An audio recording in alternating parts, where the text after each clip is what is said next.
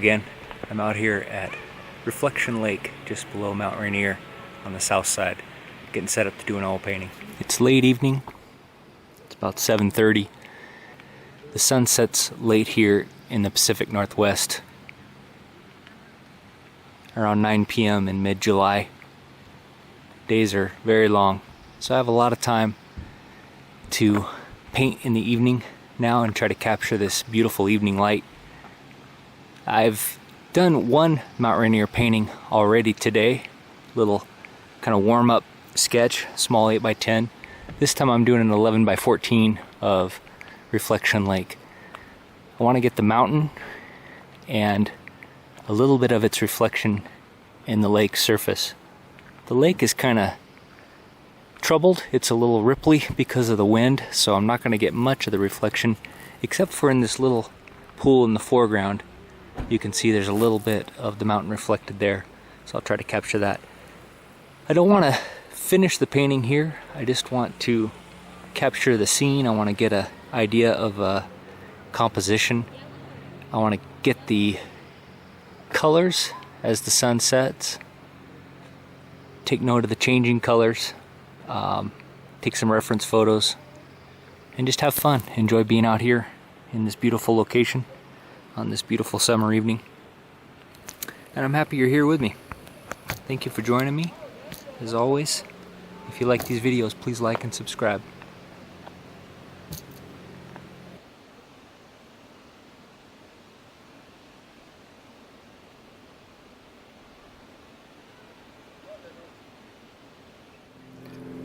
Okay, you can see I've got a sketch down on the panel, and I've erased away the 1/3 lines now. I'll start with a turpentine wash. The colors I see in this scene are cerulean blue, a little bit of burnt umber, a little bit of sap green, a little bit of cad yellow. So I'll go with those mainly for the initial wash. I've been asked a few times recently, why do I start with a turpentine wash, and what is a turpentine wash? A turpentine wash is just a very diluted initial underpainting. You take some oil paint and add a lot of turpentine to make a very loose, watery first wash. The reason I do it, I have a few reasons I do it. I like to kill the white of the panel. I don't like to paint straight onto the white panel. It's a little harder to judge the final value, for me at least, if I paint directly onto a white panel. I also like to use a light, warm underpainting to unify the scene based on the predominant colors I'm seeing in the scene. Also, I really fell in love with the approach when I read the book Alla Prima by Richard Schmid. It's quick and it's fun and it's dynamic. It can make some effects that are unique and surprising.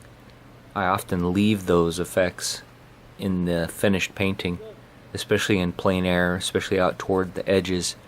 Leave that wash. I used to paint a lot in watercolor. I still do, but not as much anymore. And I really love the transparent look of watercolor paintings.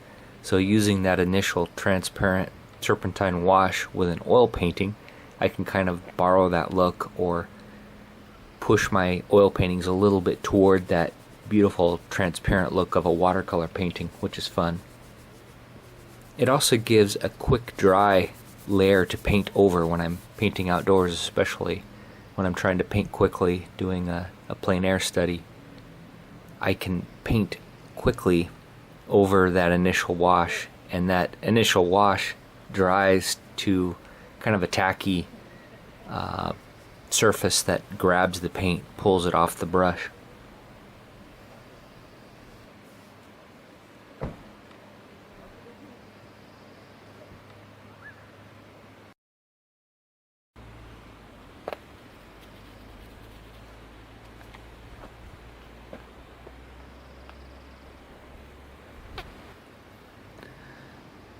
Okay, the wash is done. I'll let that set up just a little bit, and then I'll take a brush with a little bit of mineral spirits and wipe away the lightest lights.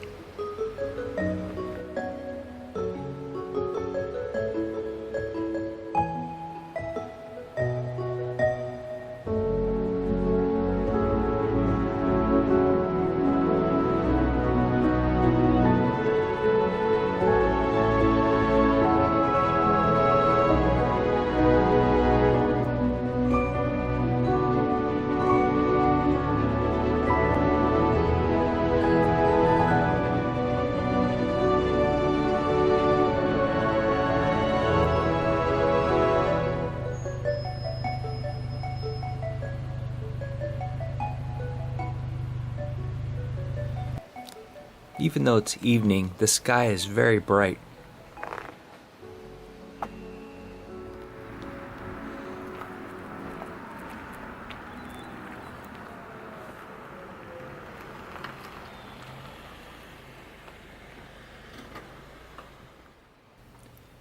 It's almost pure white. I've just added a little bit of cerulean blue, cobalt blue, alizarin crimson to my white. It looks pretty blue on the panel, but in reality it's very light.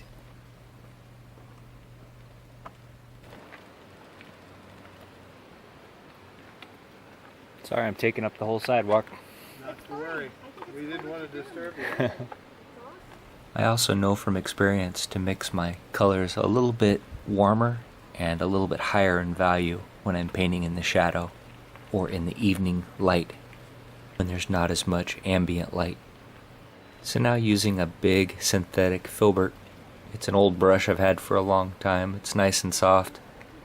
I move as quickly as I can painting in the sky.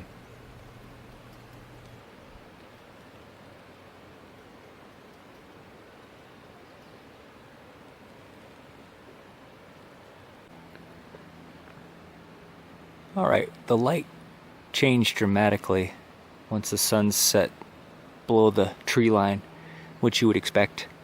Instead of cerulean blue, the mountain is mostly kind of a warmer, like a warm burnt umber with a slight bit of cad yellow to it.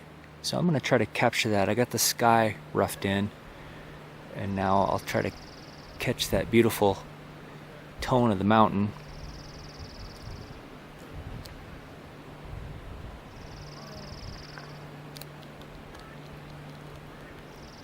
Temperature's dropping. There's a little bit of a breeze.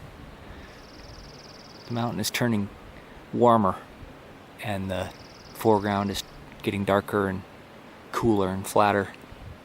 So I'm going to just try to rough in the mountain. I'll get those two tones, I don't even know how to describe that color. It's such a slight and varying hue, warmer toward the left and cooler toward the right. And the rocks are the same, warm to the left and cool to the right, going from a very grayed out burnt umber to a grayed out burnt sienna. So I'm going to mix up those colors and get those roughed in.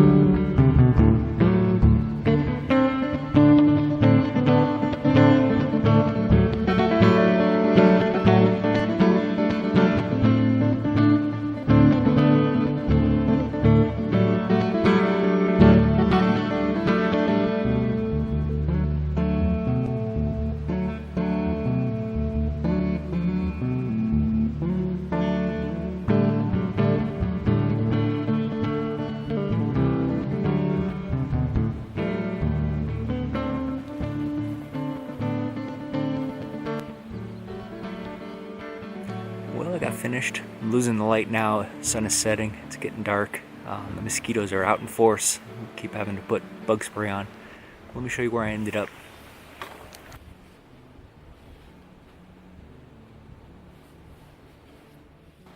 Here's the finished painting. At least as far as I'm going to get. out here on location. I didn't bother with the trees in the foreground. I've got pictures, I can finish that up in the studio. I really just wanted to capture those tones in the mountain, and I can finish that, clean that up some as well. And then the sky, the light, really just slightly blue gray of the sky. So not finished by any means, but I think I got enough of the color notes of that mountain. It was a really subtle color that I loved, and some transitions from the blue to the warm, from the cool to the warm, and then kind of a band of orange along here. That was really interesting. So I'll take it back to the studio and clean it up, finish it up, put it out on my website. Please keep your eye out for my next video. I'll return to the lake and paint another session. As always, thank you so much for joining me. If you like these videos, please like and subscribe, and I'll see you on the trail.